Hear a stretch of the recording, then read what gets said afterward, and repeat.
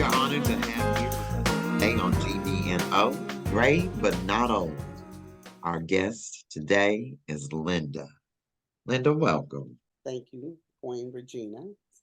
The first question I'd like to start off with is, can you tell us a little bit about an adverse circumstance that at the time felt as if you'd never make it through?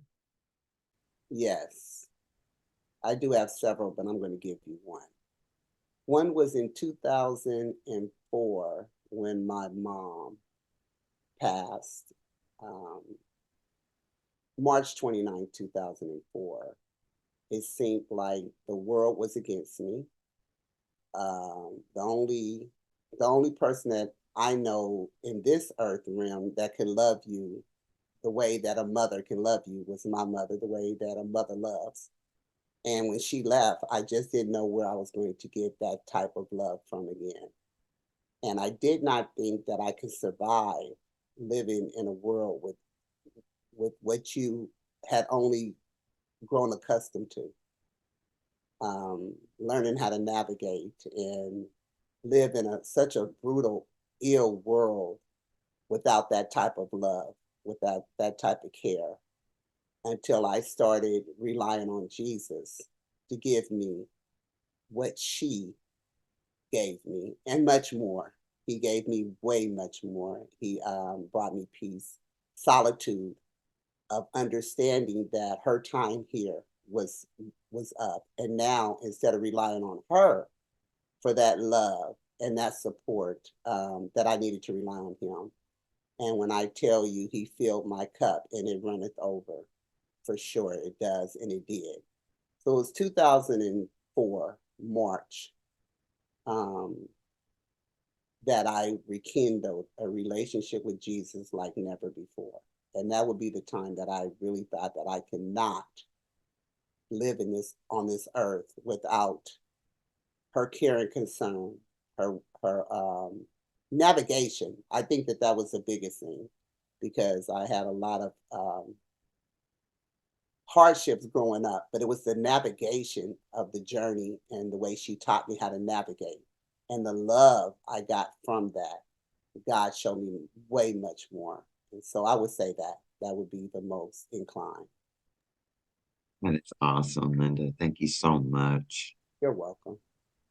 When you hear the slogan, live, love, and laugh, what comes to mind? Um, I used to think that it was a cliche, like the first word that the first time I heard it, I remember listening to it. I remember saying, "Okay, laugh. Learn to laugh more in life, Linda." I've lived a life that has not had too much laughter, and so that's the first thing that came to mind was laugh and to laugh more. But in my life, in my journey, I haven't had too much to laugh about. And so I took the laugh out of it and then I pondered on live. Linda, learn how to live, live with more expression, live with more freedom. And I took that word and kind of disassociated the other two words with it.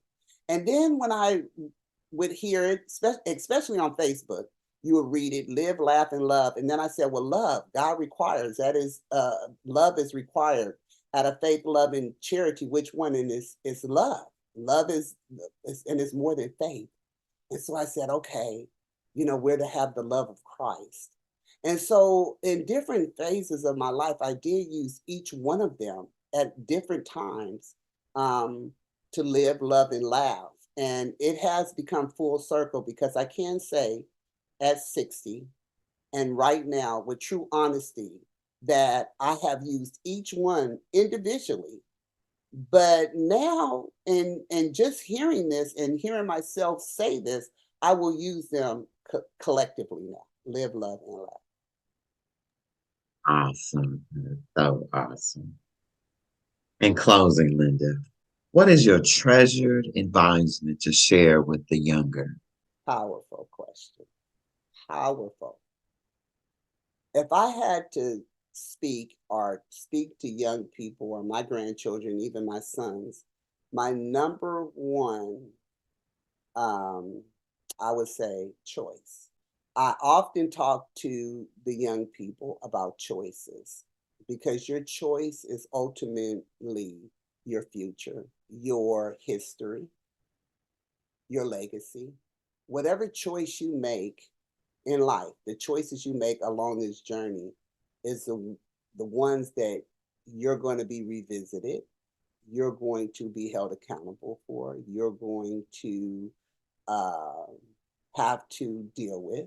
Is choice, even in the choosing of believing in Jesus Christ or not, in the choice of who you marry, in the choice of what kind of work you want to do, who you're going to be with. But as young people, they usually tend to make a lot of wrong choices. And I always tell them that those same choices that you um, make as a youngster will come up. And even if you change your life and change your lifestyle and everything else, later on, those choices are going to come up and tap on your back and say, remember, this is a choice that you made 10 years ago, 15 years ago, 20 years ago. This is a choice. And you're going to have to live with that choice. So what choice are you going to make today? Because they are going to frame your future. They're going to frame, your tomorrow. So my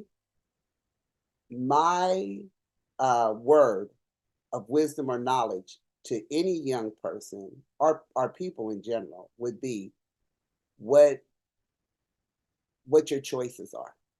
What you choose to make do today will affect your your existence, your legacy, your life, your journey, your religion, your relationship with Jesus Christ. It's your choice.